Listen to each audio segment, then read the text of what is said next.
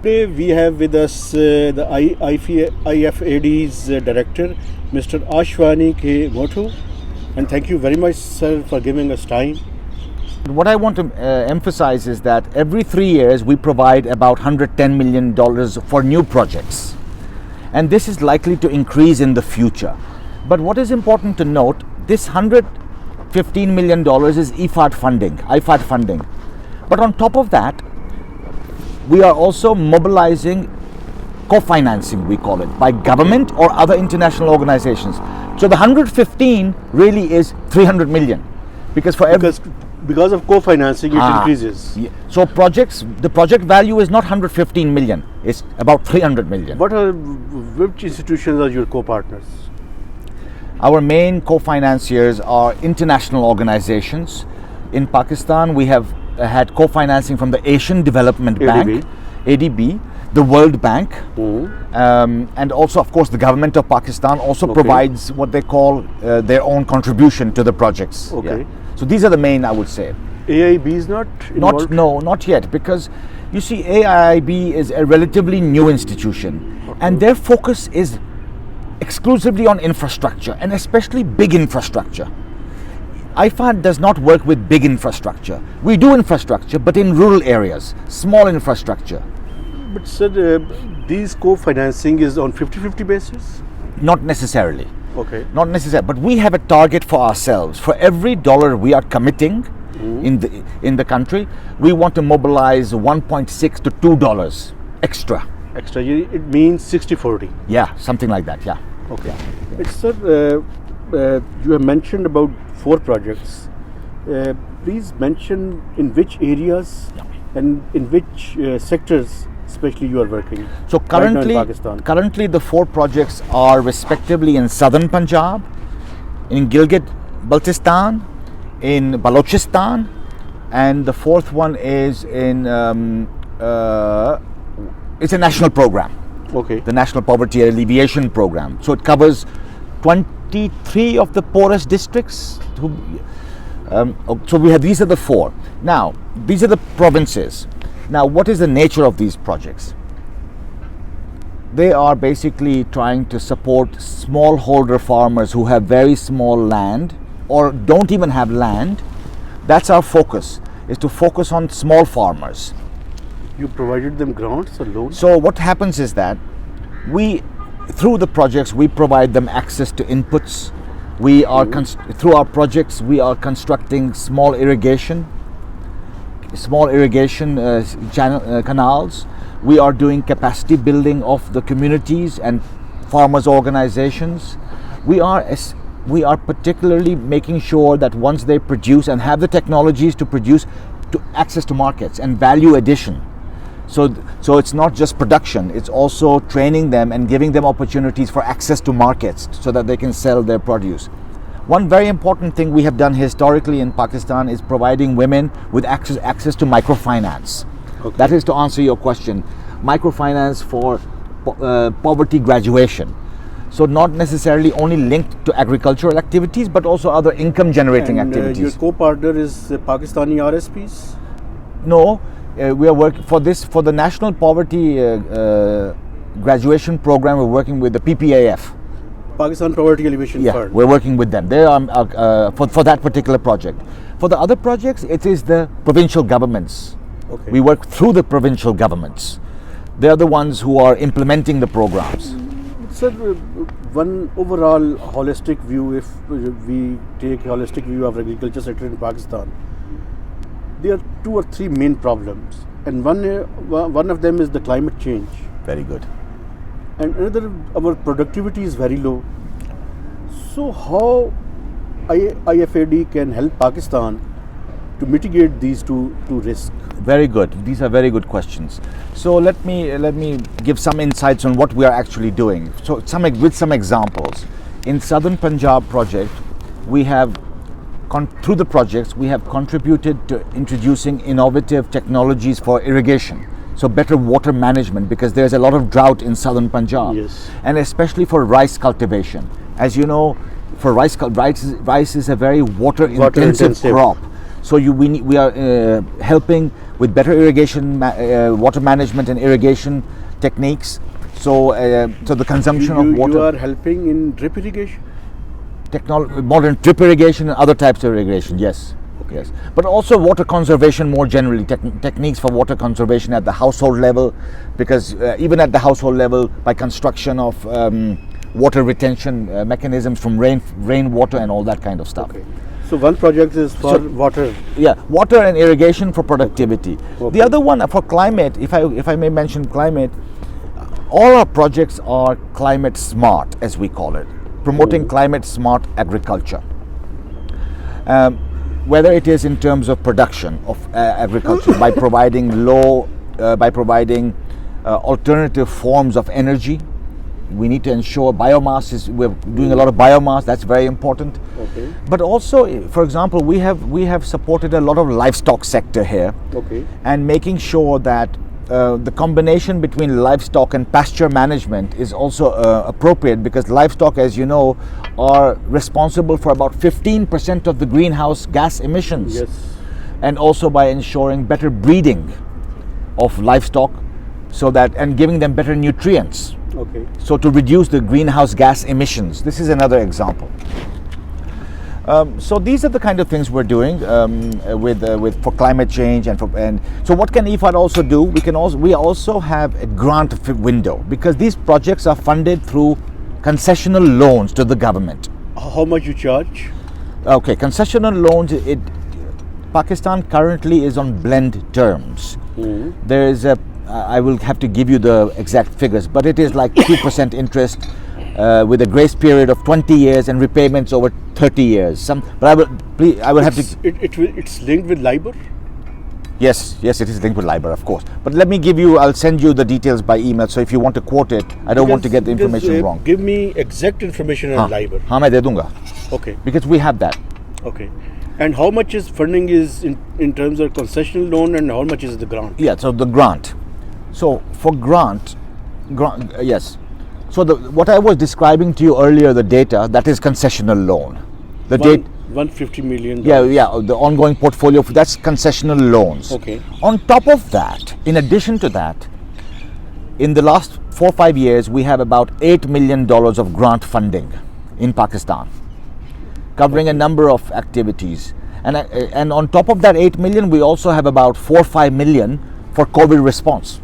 We have just now sanctioned $4 or $5 million for 3 projects in Pakistan, covering Pakistan, I would say, for COVID response, in terms of providing inputs and seeds to farmers so they don't miss the planting season, in terms of strengthening farmers' organizations, in terms of also promoting digital technology for access to extension services, access to information about prices and markets. So that is for COVID response. It's a special window for COVID response known as the IFAD's Rural Poor Stimulus Facility. Rural Stimulus. Rural Poor, RPSF.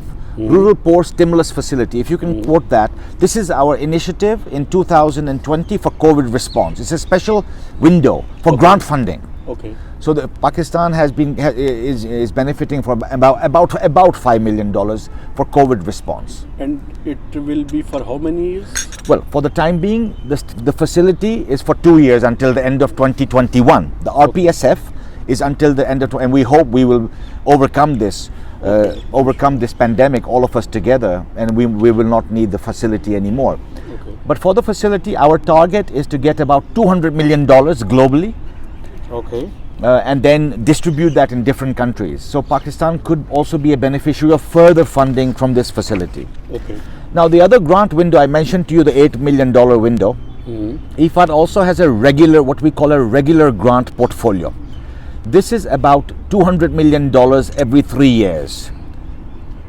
Every 3 years, but it is not only for Pakistan, it's global. Of course. And so in that sense, and these grants are used to complement the loans for capacity building, for agriculture research. So for example, Pakistan was affected seriously by the locust infection this year.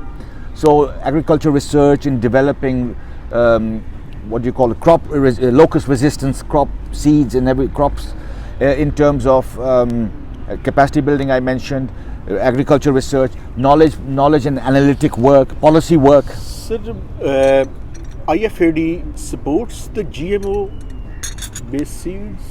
What is your view on that? This is highly sensitive, and I don't want to get involved in that, to be honest, because we are basically promote. Actually, I would not. Because why I am asking this question? Yeah. Because what is the way that we can enhance our productivity and efficiency in agriculture sector? Yeah. Okay.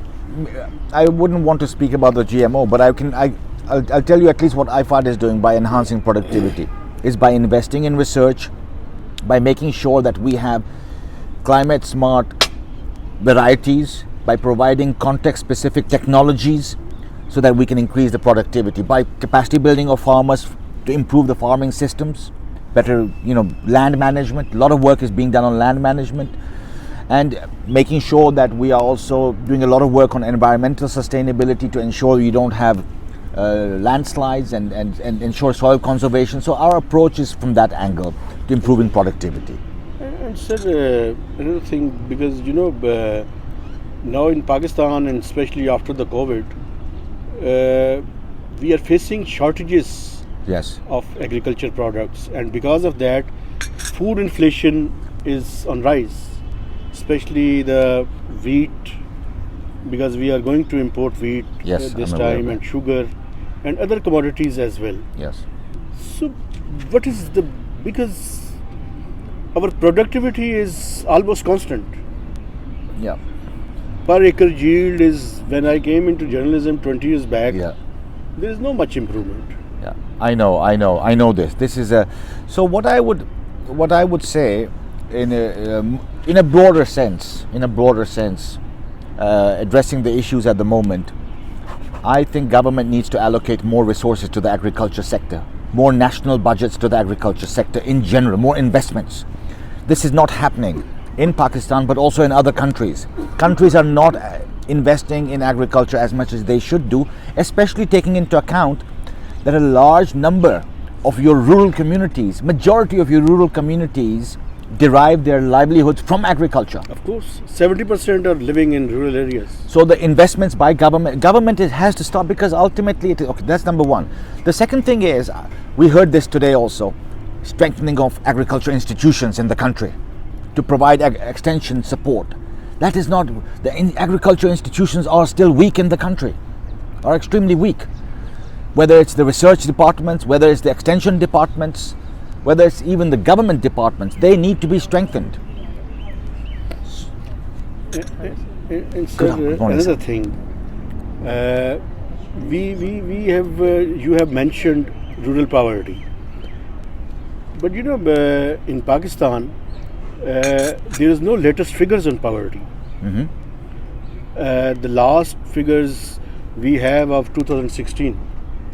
Now the government has established a high-powered committee that is going to calculate and announce. So after the COVID, there are fears that rural poverty is especially going to increase. Rural poverty. Yes. So how you are going to respond to that increasing challenge? You're going to increase your funding, or what is the strategy? So maybe first on the data, what you mentioned, that's very important. And IFAD does a lot of work to support governments in strengthening their data collection and monitoring and evaluation systems. That's what you are talking about ultimately, to collect data from the communities, data that can then inform decision making. So we have all our projects have capacity building measures for improving the collection of data. Of course, this is not at the national level. You're addressing the national issue. But at least in the context of IFAD interventions and operations, it's a high priority, because we also want to know, not only during project implementation, what adjustments to make based on data, but also to know what impact we're getting from the projects that we're funding. So there's a lot of investment in data monitoring and evaluation systems generally. But to answer your question, it basically requires strengthening of data collection institutions in the country and statistics institutions in the country. But we have the Pakistan Bureau of Statistics. But the quality of data is pathetic. Yeah, the quality of data is pathetic. Well, I don't want to second what I would want to say that, but I know. But this is not This is not only in Pakistan. So let us be understanding to our country here that this is a challenge that most developing countries face, and we have to recognize that. But you're right. You should emphasize the fact that we cannot make government policies without a proper data analytics. Policies have to be driven by evidence. Government policies have to be driven by evidence. What is your future plan in your next country partnership strategy? I don't know what you call it. For next 3 years, how much funding you are intended to increase? Okay, so thank you for asking this question as well. The next country partnership strategy will be prepared in 2021.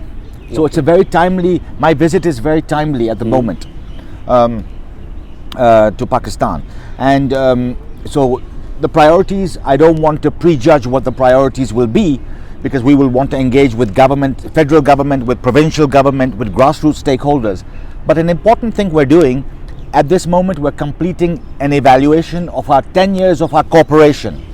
And that evaluation will inform the new strategy as well. But also, to come to your answer, and I would like you to bring this in, please, the main purpose of my visit this time is to discuss the replenishment of IFAD resources. Okay. It's the 12th replenishment of IFAD resources. And I'll answer your question. We are requesting all our member states, we have 177 member states, to increase their contributions to IFAD in the 12th replenishment, to double their contribution, and we are advocating for the government of Pakistan to also double their contribution. Their contribution to the last replenishment in 2017 was $9 million. We're asking them to contribute $20 million to IFAD resources. Okay. Now, by doing that, IFAD will be able to have a bigger program globally, and also in Pakistan. Bigger cake, and you can have a bigger cake in Pakistan as well. Okay. So this is, if Pakistan is a leader in IFAD, it's in the top 20 donors, it is a founding member of IFAD. And if you can provide us more contribution at this time, we will be able to also assist the country in a bigger way. So currently, as I mentioned to you, the 3-year allocation is 111 million. That could increase significantly if we have more replenishment from our member states. There is also an issue of utilization of funds. Okay, in terms of projects, no, that is going fairly well in Pakistan. In terms of disbursements, in terms of repayments from government to IFAD as well, we have no issues with that. Sir, thank you very much.